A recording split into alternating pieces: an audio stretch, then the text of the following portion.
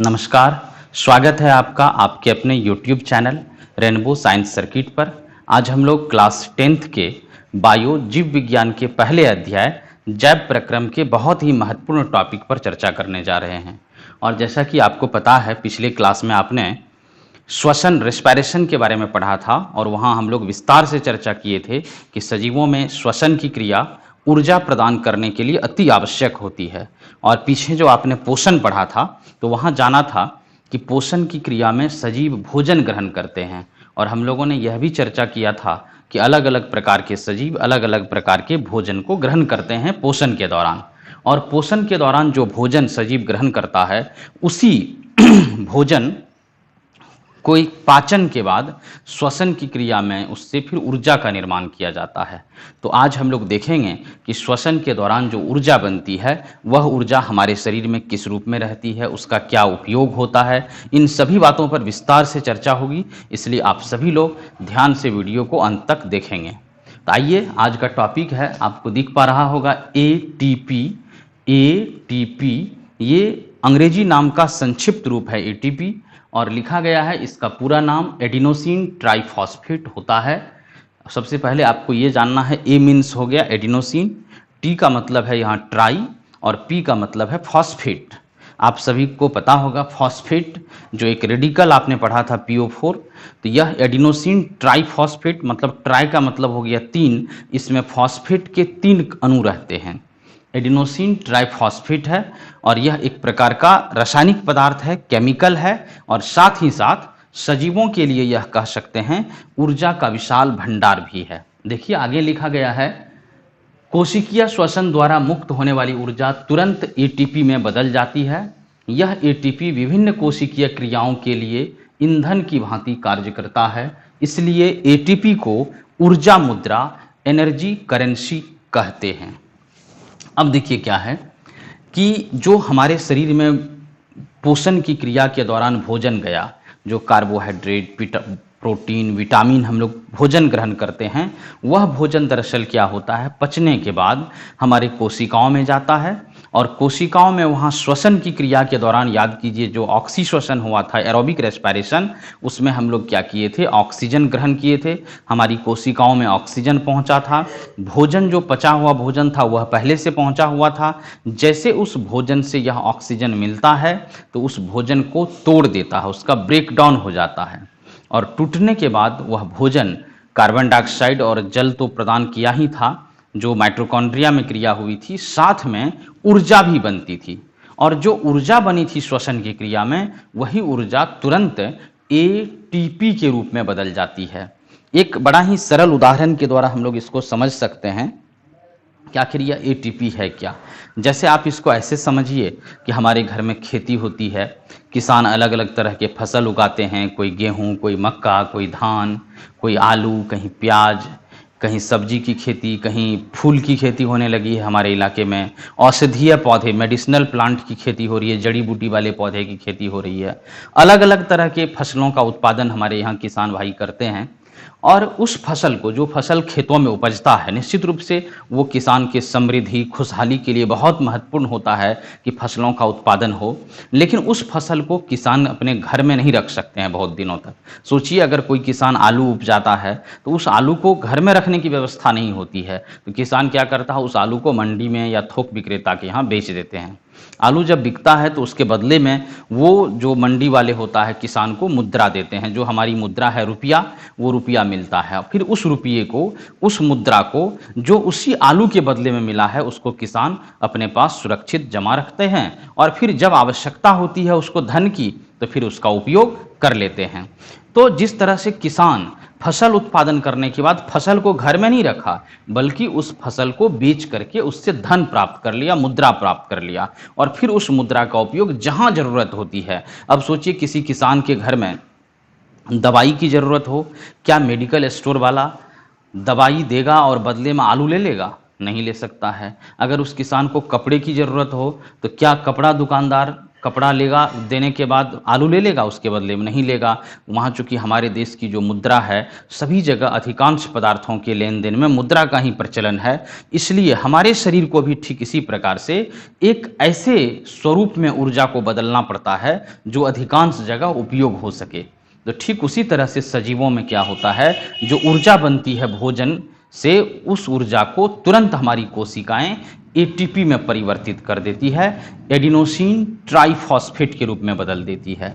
और एटीपी के रूप में जो ऊर्जा बनती है, हम लोग यहाँ चर्चा किए हैं, यह कोशिका के लिए ऊर्जा मुद्रा, एनर्जी करेंसी, जैसे रुपया हमारे देश की मुद्रा है, अर्थव्यवस्था की मुद्रा है, कोई भी चीज़ खरीदने बेचने में रुपये की आवश्यकता होती है। उसलिए उसी तरह से शरीर जहाँ काम करेगा, तो शरीर के हर एक काम के लिए जहाँ ऊर्जा की आवश्यकता होगी, लिखना हो, बोलना हो, चलना हो, बातें करना हो, बोझा उठाना हो, किसी चीज़ को खींचना हो, धकेलना हो, कोई भी कार्य आप करेंगे तो उसके लिए आपके शरीर को ऊर्जा की आवश्यकता होती है। और यह ऊर्जा की पूर्ति इसी एटीपी से होता है। लिखा गया है एटीपी के विखंडन से निश्चित मात्रा में ऊर्जा उत्पन्न होती है। अब यह एटीपी हमारे शरीर के कोशिकाओं में जमा रहता है, और जब जरूरत होती है शरीर को ऊर्जा की, तो वही एटीपी विखंडित होता है, टूटता है, और उससे ऊर्जा का निर्माण होता है। एटीपी के विखंडन से निश्चित मात्रा में ऊर्जा उत्पन्न होती है, जो कोशिका के भीतर होने वाली उष्माशोषी अभिक्रिया या आंतरोष्मीय अभिक्रिया, एंडोथर्मिक रिएक्शन को संपन्न करवाती है। अब सोचिए कि हमारे शरीर के भीतर बहुत सारी ऐसी क्रियाएं हैं, बहुत सारी अभी एक्टिविटी होती है जिसमें उष्मा चाहिए, हीट चाहिए, और जिस अभिक्रिया में उष्मा की आवश्यकता होती है या उष्मा का अवशोषण होता है, उन्हीं अभिक्रियाओं को कहते हैं उष्मा शोषी अभिक्रिया या एंडोथर्मिक रिएक्शन, आंतरोष्मीय अभिक्रिया। आपको याद होगा पहले चैप्टर केमिस्ट्री में हम लोग पढ़े थे उष्मा क्षेपी अभिक्रिया, जिसमें उष्मा निकलती है, बाहर मुक्त होती है, और उष्मा शोषी जिसमें उष्मा का अवशोषण होता है। इस तरह से ये जितनी भी हमारे शरीर में एंडोथर्मिक रिएक्शन है, उष्मा शोषी अभिक्रिया है, सब के लिए आखिर ये उष्मा ऊर्जा आती कहाँ से है, तो उसी एटीपी के विखंडन से, जो एटीपी के रूप में ऊर्जा सेव करके हमारी कोशिका रखी है, जमा करके रखी है, उसी एटीपी के विखंडन से हमारे शरीर में ऊर्जा का निर्माण होता है, उष्मा ऊर्जा की प्राप्ति होती है। जिस प्रकार से एक बैटरी या सेल का उपयोग यांत्रिक ऊर्जा, प्रकाश ऊर्जा, विद्युत ऊर्जा, ध्वनि ऊर्जा इत्यादि प्राप्त करने में किया जाता है, ठीक उसी प्रकार से कोशिकाओं में एटीपी का उपयोग पेशियों की गति, प्रोटीन संश्लेषण, तंत्रिका आवेग के संचरण इत्यादि में होता है। ध्यान से सुनेंगे सभी लोग कि जिस प्रकार से आप बाजार से एक बैटरी खरीद कर ले आते हैं, याद कीजिए बाजार में जो बैटरी मिलती है, सेल मिलता है, वैसे बैटरी और सेल में थोड़ा सा फर्क है। इस पर हम लोग जब इलेक्ट्रिसिटी पढ़ेंगे, विद्युत को पढ़ेंगे, तो वहाँ चर्चा होगी, लेकिन तत्काल अभी सामान्य बोलचाल में बैटरी या सेल जो आप बाजार से निप्पो, एवररेडी इस सब का खरीद कर लाते होंगे, याद कीजिए उसी बैटरी को या उसी सेल को अगर आप खिलौना वाले गाड़ी में देके स्विच ऑन करते हैं तो वो खिलौना नाचने लगता है, गाने लगता है, दौड़ना शुरू कर देता है। उसी बैटरी को घड़ी में लगाते हैं तो उसकी सुई घूमने लगती है। उसी बैटरी को टॉर्च में देते हैं, स्विच ऑन करते हैं, प्रकाश उत्पन्न होती है। उसी बैटरी को रेडियो में देते हैं तो वो रेडियो बजने लगता है, उससे ध्वनि ऊर्जा निकलती है। बैटरी एक ही है लेकिन उसके उपयोग कई हैं। ठीक उसी तरह से चूंकि बैटरी ऊर्जा का स्रोत है, वहाँ से ऊर्जा मिलती है, हमें एनर्जी मिलती है। ठीक उसी तरह से जो एटीपी के रूप में हमारे शरीर के कोशिकाओं में ऊर्जा का संचार होता है, ऊर्जा का संचय होता है, जमा रहता है, फिर शरीर के जिस भाग में ऊर्जा की आवश्यकता होती है वहाँ पर वही एटीपी विखंडित होता है, टूटता है, और उससे जो ऊर्जा बनती है, जैसे हम लोग सोचिए, आपको अभी हम कह रहे थे कि एक किसान है जो बहुत ज़्यादा मात्रा में आलू का उत्पादन किया, आलू बेचने के बाद उसको जो रुपया मिला वो 500 के नोट के रूप में एक बंडल रुपया उसे प्राप्त होता है। वो घर में उस रुपये को रखा हुआ है, कभी ज़रूरत हुआ 25 रुपये का कोई सामान खरीदने के लिए, 500 का एक नोट लेते गया दुकान पर, उसमें से 25 रुपये का सामान खरीद कर बाकी रुपये ला करके घर में रख दिया। ठीक उसी तरह से हमारे शरीर में होता है कि वो एटीपी समझिए वही ऊर्जा मुद्रा है। जैसे साधारण दैनिक जीवन में खरीदने बेचने के लिए मुद्रा रुपये का जरूरत है, उसी तरह से ऊर्जा का उपयोग करने के लिए हमारे शरीर में एटीपी के रूप में मुद्रा जमा है। जब शरीर को आवश्यकता होती है तो उसी एटीपी का उपयोग ऊर्जा मुद्रा के रूप में किया जाता है, और वह एटीपी विखंडित होती है, उससे अलग अलग प्रकार के ऊर्जा का उपयोग हम लोग करते हैं।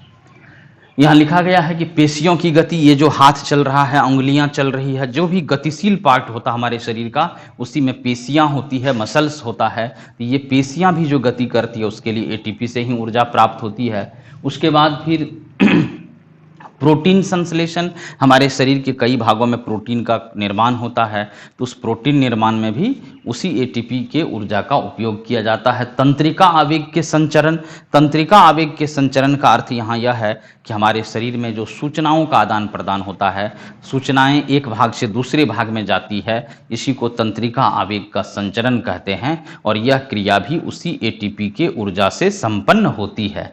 आगे देखिए, श्वसन की क्रिया में सर्वप्रथम एडीपी, एडिनोसिन ट्राइफॉस्फेट मुक्त होता है, एडिनोसिन डाइफॉस्फेट मुक्त होता है, जिससे अकार्बनिक फॉस्फेट मिलकर एटीपी का निर्माण करता है। एटीपी के विखंडन से मुक्त होने वाली ऊर्जा का मान 30.5 किलो जूल प्रति मोल होता है। अब होता क्या है कि सबसे पहले जब हमारे शरीर में कोशिकाओं में, शरीर के कोशिकाओं में ऊर्जा बनती है, तो पहले वह ऊर्जा एडीपी में बदल जाती, एडिनोसिन डाइफॉस्फेट। डाई का मतलब होता है दो, मतलब पहले दो फॉस्फेट के यौगिक बना, और उसमें एक और अकार्बनिक फॉस्फेट जाकर के मिल जाता है। क्योंकि दो फॉस्फेट पहले से बना हुआ था, एक और उसमें मिल गया, तो दो और एक तीन फॉस्फेट, इसलिए इसका नाम एडिनोसिन ट्राइफॉस्फेट हो जाता है। ये डाई और ट्राई लैटिन शब्द है। ड्राई का मतलब दो हो गया, डाई का मतलब दो हो गया, और ट्राई का मतलब तीन हो गया। यहाँ एडीपी देखिए, पहले एडीपी था, उसमें एक फॉस्फेट जाके मिला, ऊर्जा देनी पड़ी उसके लिए, और तब एडीपी में जब एक फॉस्फेट घुल मिल गया, तो इसी को तब एटीपी कहते हैं, एडिनोसिन ट्राइफॉस्फेट कहते हैं। और इसी एटीपी के रूप में हमारे शरीर में क्या होता है कि ऊर्जा जो है वो जमा रहती है, इसलिए हम लोग एडीपी को हमारी कोशिकाएं बदल करके एटीपी में चेंज कर देती है, और यह एटीपी हमारे लिए ऊर्जा मुद्रा या एनर्जी करेंसी का काम करता है। एक और जरूरी बात कि एक मोल, अब याद कीजिए 9th में बहुत लोग मोल कॉन्सेप्ट पढ़े होंगे, पदार्थ के परिमाण का एसआई मात्रक होता है मोल। तो एक मोल अगर एटीपी का विखंडन होगा, या एक मोल एटीपी टूटेगा, विखंडित होगा, तो ऊर्जा कितनी निकलेगी? 30.5 किलो जूल प्रति मोल। प्रति मोल मतलब एक मोल, 30.5 मोल, 30.5 किलो जूल ऊर्जा निकलती है एक मोल एटीपी के विखंडन से। अब आगे देखिए, अधिकांश जीवों में वायवीय या ऑक्सी श्वसन होता है, जो ऑक्सीजन O2 पर निर्भर करता है। पौधे में गैसों का आदान प्रदान रंध्र स्टोमाटा द्वारा होता है। ऑक्सीजन तथा कार्बन डाइऑक्साइड जैसी गैसें विसरण डिफ्यूजन विधि द्वारा गति करती है। दिन के समय श्वसन के फलस्वरूप मुक्त होने वाली CO2 प्रकाश संश्लेषण में उपभुक्त हो जाती है, इसलिए दिन के समय CO2 नहीं निकलती है, केवल O2 ही मुक्त होती है। चूंकि रात्रि के समय सूर्य प्रकाश की अनुपस्थिति के कारण प्रकाश संश्लेषण की क्रिया नहीं होती है, पौधे में केवल श्वसन की क्रिया होती है, जिसके फलस्वरूप केवल CO2 मुक्त होती है। अब देखिए, यह भी एक बहुत महत्वपूर्ण चीज़ है जिसको समझना है। यह कन्फ्यूजन हम लोगों के पास भी बचपन में था, जिसको हम लोग दूर नहीं कर पा रहे थे। यहाँ एक कन्फ्यूजन क्या है कि हम लोगों को बचपन से यह बताया जाता है कि श्वसन की क्रिया में पौधे कार्बन डाइऑक्साइड लेता है और हम लोग ऑक्सीजन लेते हैं, जबकि यह एकदम गलत है। ऐसा एकदम कॉन्सेप्ट नहीं रखना आपके मन में। श्वसन एक ऐसी क्रिया है जो संसार के सभी जीवों में होता है, चाहे वह पौधा हो या जंतु हो, सभी जीवों में, और आजीवन अनवरत सभी दिन यह चलते रहता है श्वसन की क्रिया। जबकि प्रकाश संश्लेषण की क्रिया आप सभी जानते हैं कि वह केवल हरे पौधे में होगा, और वह भी शर्त है कि केवल सूर्य प्रकाश में। सूर्य प्रकाश कब रहता है? तो दिन में रहता है, इसलिए प्रकाश संश्लेषण की क्रिया केवल दिन में होती है, सूर्य प्रकाश की उपस्थिति में, और केवल हरे पौधे में होता है। तो दिन के समय पौधे में दो क्रिया हो गई। हमने कहा कि श्वसन तो हमेशा चलते रहेगी 24 घंटे, और जबकि प्रकाश संश्लेषण केवल दिन में चलेगा सूर्य प्रकाश की उपस्थिति में। तब होता क्या है कि दिन के समय सूर्य प्रकाश की उपस्थिति में प्रकाश संश्लेषण भी चल रहा है और श्वसन भी चल रही है। तो श्वसन की क्रिया में हरे पौधे भी ऑक्सीजन ले रहा है और कार्बन डाइऑक्साइड मुक्त कर रहा है, छोड़ रहा है। जितना carbon dioxide gas, CO2 gas पौधा छोड़ता है श्वसन में, वो सभी CO2 पुनः वो प्रकाश संश्लेषण में ले लेता है। CO2 जितना त्याग किया, उतना CO2 वह पुनः ग्रहण कर लेता है। प्रकाश संश्लेषण में कार्बन डाइऑक्साइड की जरूरत है CO2 की, तो वो CO2 ले लिया, प्रकाश संश्लेषण की क्रिया द्वारा भोजन बना लिया और साथ में ऑक्सीजन गैस मुक्त कर दिया। इसलिए दिन के समय पौधे प्रायः ऑक्सीजन गैस ही मुक्त करते हैं। लेकिन जैसे रात्रि का समय आता है, सूर्य अस्त हो जाता है, तो उस समय प्रकाश संश्लेषण की क्रिया रुक जाती है। और जब प्रकाश संश्लेषण की क्रिया रुक जाती है तो स्वाभाविक सी बात है उसमें ऑक्सीजन का उत्पन्न होना बंद हो जाता है, तब केवल श्वसन की क्रिया चलती है। और आप सभी जानते हैं कि श्वसन की क्रिया होगी, कोई भी जीव होगा तो उसमें वह ऑक्सीजन लेगा और carbon dioxide gas CO2 gas मुक्त करेगा। इसलिए रात्रि के समय पौधे में जो क्रिया होती है उसमें केवल श्वसन की क्रिया चलती है, जिसमें वह ऑक्सीजन ग्रहण करता है और कार्बन डाइऑक्साइड CO2 मुक्त करता है। इसलिए आपको याद होगा बचपन में बताया जाता था आपको कि रात्रि के समय हम लोगों को बड़े वृक्षों के नीचे नहीं सोना चाहिए। कारण क्या है कि रात के समय जो बड़े वृक्ष हैं उसमें प्रकाश संश्लेषण की क्रिया बंद हो जाती है, सभी हरे पौधे में बंद हो जाता है प्रकाश संश्लेषण, केवल श्वसन की क्रिया चलती है रात्रि के समय। और श्वसन की क्रिया में वो बड़ा वृक्ष है तो बहुत ज़्यादा ऑक्सीजन लेता है, तो स्वाभाविक सी बात है उसके अगल बगल के वातावरण में ऑक्सीजन की कमी हो जाती है। और साथ में जो बहुत ज़्यादा ऑक्सीजन लेगा फिर बहुत ज़्यादा कार्बन डाइऑक्साइड भी मुक्त करता है, तो वहाँ जहरीली गैस चारों तरफ कार्बन डाइऑक्साइड भर जाती है। और जहाँ जहरीली गैस रहेगी वहाँ अगर हम लोग सोते हैं, बैठते हैं बड़े वृक्षों के नीचे, तो स्वाभाविक सी बात है हमारे स्वास्थ्य पर कहीं न कहीं प्रभाव पड़ेगा, असर पड़ेगा। इसलिए ऐसी सलाह दी जाती है कि रात्रि के समय बड़े वृक्षों के नीचे हमें नहीं सोना चाहिए, नहीं बैठना चाहिए।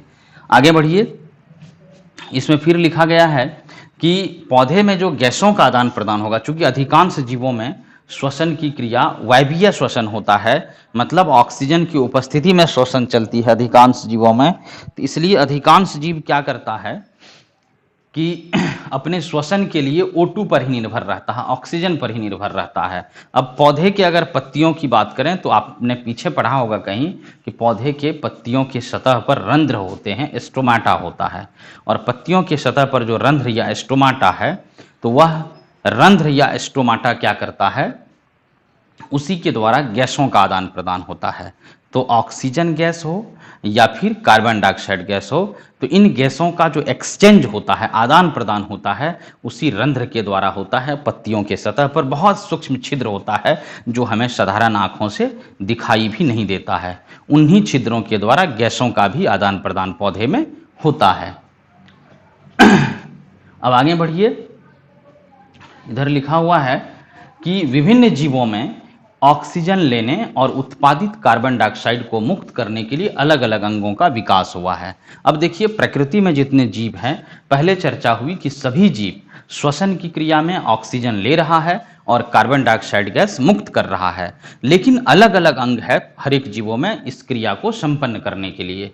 नीचे लिखा गया है फिर, स्थलीय जंतु वायुमंडल में उपस्थित O2 लेते हैं, जबकि जलीय जंतु जल में विलय या घुलनशील ऑक्सीजन O2 लेते हैं। क्योंकि जल में विलय O2 की मात्रा वायुमंडल में उपस्थित O2 की मात्रा से बहुत कम होती है, इसलिए जलीय जीवों में श्वसन की दर स्थलीय जीवों की तुलना में तीव्र या द्रुत तेज होती है, जिसके फलस्वरूप जलीय जीवों को पर्याप्त मात्रा में O2 की पूर्ति हो जाती है। अब देखिए थोड़ा सा ये लंबा टॉपिक है, इसलिए हमने वो लिखने में थोड़ा सा समय कम लगे, तो ऑक्सीजन गैस को O2 लिखा गया है सूत्र के रूप में और कार्बन डाइऑक्साइड गैस को CO2 लिखा गया है। तो इसको आप कंफ्यूज नहीं होना है, जहां CO2 है उसको कार्बन डाइऑक्साइड समझना है, जहां O2 है उसको ऑक्सीजन समझना है। कहीं सूत्र के रूप में लिख दिए हैं इन गैसों को, कहीं पूरा नाम लिख दिए हैं। बात एक ही है, आप O2 कहिए या ऑक्सीजन गैस कहिए, आप CO2 कहिए या कार्बन डाइऑक्साइड गैस कहिए, दोनों एक ही चीज है। अब इसको समझते हैं कि अभी हम लोग चर्चा कर रहे थे कि जो स्थल पर रहने वाले जीव हैं, धरातल पर रहने वाले जीव हैं, यह क्या करता है, हवा में जो ऑक्सीजन है वायुमंडल में, हम लोग पीछे पढ़े थे कि 21% ऑक्सीजन है, 21% ऑक्सीजन होता है वायुमंडल में, 78% 78% नाइट्रोजन है सबसे ज़्यादा, 78 और 21 हो जाता है 99। 1% जो बचता है उसमें अन्य गैसें हैं, कार्बन डाइऑक्साइड है, सल्फर डाइऑक्साइड है, आर्गन है, हीलियम है, ढेर सारी गैसें हैं उस 1% में। लेकिन हवा का दो मुख्य घटक 78% नाइट्रोजन और 21% ऑक्सीजन होता है। तो वायुमंडल में चूंकि ऑक्सीजन की मात्रा बहुत ज़्यादा है, पर्याप्त मात्रा में ऑक्सीजन है, इसलिए जो स्थलीय जीव है, धरातल पर रहने वाले जो जीव हैं, जो हवा में से, वायु में से, और या कह सकते हैं वायुमंडल में से ऑक्सीजन ग्रहण करता है श्वसन के दौरान, उसको श्वसन करने के लिए बहुत ज़्यादा प्रयास नहीं करना पड़ता है। लेकिन सोचिए, जो जीव जल में है, जल के अंदर रहता है, जो जलीय जीव है, वह जल में घुले हुए ऑक्सीजन का ही उपयोग कर रहा है। जल में, पानी में जो ऑक्सीजन घुला हुआ है, घुलित रूप में है, उसी ऑक्सीजन का वह उपयोग श्वसन की क्रिया में करता है। और चूंकि जल में घुले हुए ऑक्सीजन की मात्रा बहुत कम होती है, इसलिए जलीय जीवों को तेजी तेजी से श्वसन करना पड़ता है। अगर जल्दी जल्दी वह श्वसन नहीं करेगा तो उसके शरीर को पर्याप्त मात्रा में ऑक्सीजन की पूर्ति नहीं होगी। इसलिए याद रखना है कि जलीय जीवों में जो श्वसन की दर होती है, रेट ऑफ रेस्पिरेशन होता है, वो फास्ट होता है, तेज होता है। किसके तुलना में? स्थलीय जीवों के तुलना में, क्योंकि स्थलीय जीव वायुमंडल से ऑक्सीजन लेता है, वायुमंडल में ऑक्सीजन पर्याप्त मात्रा में है, इसलिए उसे बहुत ज़्यादा प्रयास करने की आवश्यकता नहीं होती है। जबकि जलीय जीव जल में घुले हुए ऑक्सीजन का उपयोग करते हैं, और जल में घुले हुए ऑक्सीजन की मात्रा बहुत कम है, इसलिए जलीय जीवों में ऑक्सीजन की दर, या कहिए सांस लेने छोड़ने का जो रेट है, स्पीड है, वो ज़्यादा तेज होता है। जल्दी जल्दी सांस लेगा जलीय जीव, तब उसको पर्याप्त मात्रा में ऑक्सीजन की पूर्ति हो पाएगा। यही चीज लिखा गया है। सबसे नीचे आते हैं, विभिन्न जीवों में ऑक्सीजन अलग अलग अंगों द्वारा अवशोषित की जाती है। अब देखिए, धरातल पर जो जीव है, अलग अलग प्रकार के जीव हैं, और ऑक्सीजन ग्रहण करने के लिए या श्वसन के दौरान कहिए वायु ग्रहण करने के लिए अलग अलग अंग भी प्रकृति ने विकसित किया है। चूंकि लोगों का आवास अलग है, रहन सहन अलग है, खान पान अलग है, उसकी प्रकृति अलग है, इसलिए जैसे हम लोग यातायात का साधन देखें कि हम लोगों के पास समय रहता है पर्याप्त किसी जगह पर जाने के लिए, और वही बहुत बड़े लोग हैं जो देश के प्रधानमंत्री होते हैं, राष्ट्रपति होते हैं, उनके पास समय कम रहता है, पूरे देश या विदेश में यात्राएं करनी रहती है, इसलिए उनके चलने के लिए हवाई या मार्ग का उपयोग होता है, हवाई जहाज का सहारा लिया जाता है। हम लोग नॉर्मल चाल से चल के भी अपना काम संपन्न कर सकते हैं, इसलिए हम लोग रेलगाड़ी या फिर बस, कार, बाइक, साइकिल, इन सभी साधनों से भी अपना यात्रा संपन्न कर लेते हैं। तो विभिन्न जीवों में ऑक्सीजन अलग अलग अंगों द्वारा अवशोषित की जाती है। टिड्डा, जिसको ग्रास हॉपर कहते हैं, तिलचट्टा, कॉकरोच जैसे कीटों में श्वास नली या ट्रेकिया द्वारा श्वसन होता है। मछली तथा अन्य जलीय जीवों में गलफड़ या क्लोम या गिल्स द्वारा श्वसन होता की क्रिया संपन्न होती है। मानव तथा अन्य उच्च वर्गीय जंतुओं में फेफड़े या फुफ्फुस द्वारा श्वसन की क्रिया संपन्न होती है। कहने का मतलब, अलग अलग प्रकार के जीवों का श्वसन अंग भी एक दूसरे से भिन्न है। अब कैसे भिन्न है कि जो ये टिड्डा है, याद होगा कि गर्मियों के महीने में आप जब पढ़ने बैठते होंगे बल्ब या लालटेन के पास, एक बड़ा बड़ा कीड़ा आता था, लंबा लंबा हरा हरा रंग का, वही है ग्रास हॉपर, टिड्डा है। और तिलचट्टा तो घर में कहीं कोना ओना में मिल गया होगा, अंधेरे जगह पर घूमता फिरता हुआ। इसमें भी श्वसन की क्रिया होती है, लेकिन हम लोगों की तरह नाक या फेफड़ा इनमें नहीं होता है। यह क्या करता है, सीधा ट्रेकिया या श्वास नली से श्वसन की क्रिया को संपन्न करता है। तो याद रखिएगा कि तिलचट्टा और टिड्डा का जो श्वसन अंग है वह क्या है, ट्रेकिया है, श्वास नली है। कई बार बोर्ड परीक्षाओं में पूछा गया है कि तिलचट्टा का श्वसन अंग होता है, तो आप याद रखेंगे इसको ठीक से। मछली तथा अन्य जलीय जीवों में, अब मछलियों के बारे में तो आपको पता होगा कि मछलियां गलफड़ होती है, उसमें गिल्स होता है, किनारे वाले भाग में वो लाल लाल रंग का पार्ट थोड़ा सा उठाते होंगे, दिखता होगा, वही गिल्स या गलफड़ है। मछलियों का श्वसन अंग वही गिल्स है, मुंह से वो सामने से पानी लेता है। गिल्स में जो ब्लड कैपिलरीज है, रुधिर वाहिकाएं होती है, वहाँ जैसे गिल्स के पास वो जल पहुँचता है तो क्या होता है कि मछलियों में जो गिल्स में पहुंचता है वो जल जिसमें ऑक्सीजन घुला हुआ है, तो मछलियां क्या करती है, उसमें से घुले हुए ऑक्सीजन को अवशोषित कर लेती है और जो जल है उसको बाहर मुक्त कर देती है, निकाल देती है। तो इस प्रकार से मछलियों में या जितने भी जलीय जीव है उसमें गिल्स या गलफड़, क्लोम के द्वारा श्वसन की क्रिया संपन्न होती है। और लास्ट में यहाँ लिखा गया है, मानव तथा अन्य उच्च वर्गीय जंतुओं में फेफड़े या फुफ्फुस, लंग्स द्वारा श्वसन की क्रिया संपन्न होती है। अब जो मानव हम लोग हैं, गाय भैंस है या अन्य बड़े बड़े जंतु हैं, उनमें भी श्वसन होता है, लेकिन हम लोगों में श्वसन की क्रिया के लिए एक जोड़ा फेफड़ा है।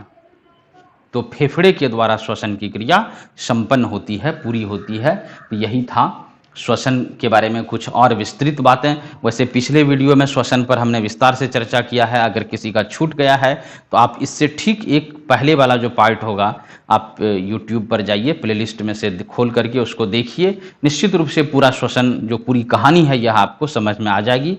आज हम लोग ATP श्वसन अंगों पर चर्चा किए, फिर कैसे उससे ऊर्जा बनता है, इन सभी बातों पर चर्चा हुई। और नीचे में जो ये लिखा गया है कि कौन से जंतु किस अंग का उपयोग करते हैं श्वसन में, इन सभी क्रियाओं को आप विस्तार से समझेंगे, सुनेंगे, ताकि परीक्षा में आपसे एक भी प्रश्न इस टाइप का नहीं छूटे।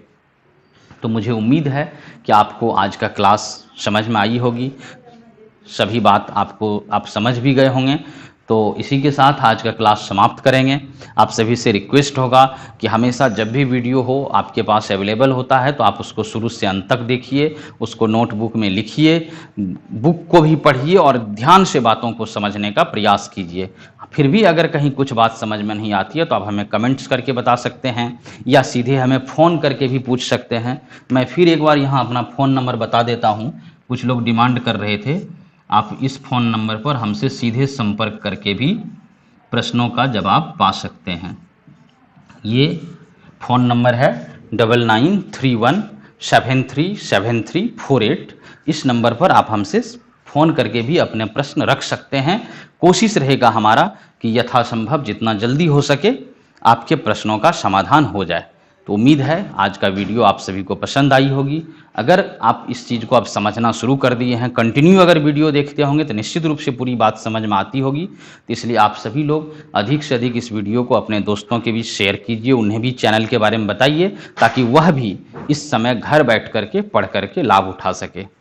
और जो लोग चैनल पर नए हैं, अभी तक सब्सक्राइब नहीं किए हैं, वो कृपया चैनल को सब्सक्राइब भी कर लें, ताकि जैसे ही हमारा वीडियो अपलोड होगा आपके पास तुरंत नोटिफिकेशन पहुंच जाएगी। तो चलिए आज का क्लास समाप्त करते हैं, फिर मिलते हैं आपसे अगले क्लास में इसी तरह का एक और रोचक टॉपिक लेकर के। तब तक के लिए धन्यवाद। जय हिंद।